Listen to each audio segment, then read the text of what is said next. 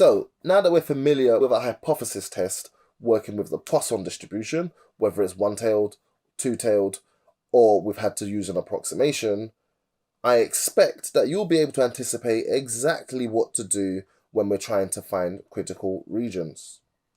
Let's just look at one example to talk this through. We've been told here that an estate agent has been selling houses at a rate of 9 per month.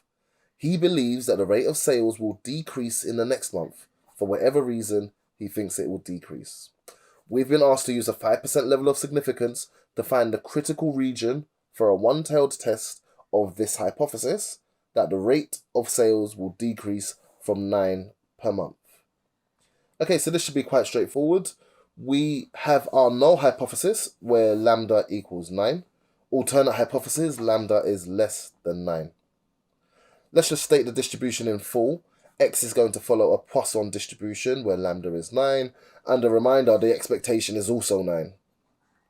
Okay, significance level 5%.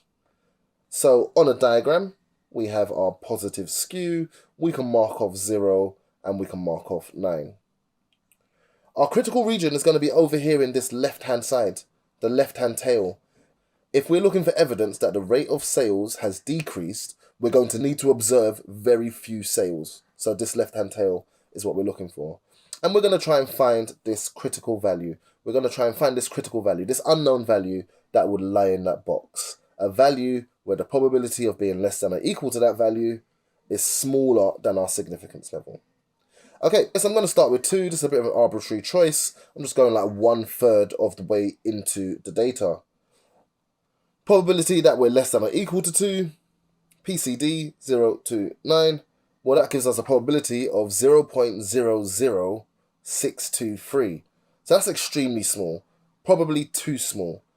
I wouldn't know until I check the next value. So let's go for less than or equal to 3. The probability is less than or equal to 3 is 0.0212. Okay, it's still too small. It's still smaller than 5%. Is that the last one that will be smaller than 5%? So check the probability that X is less than or equal to 4. PCD 049. This is 0.0550. This one was larger than the significance level. So we're looking for the value that led to the largest probability that is smaller than 5%. And here it is. It's this row we should be considering. Our critical value is 3.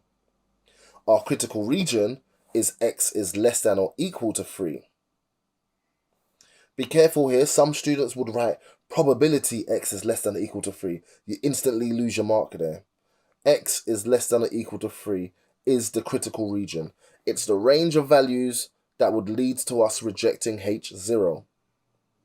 Not the probability of those values, but the range of those values.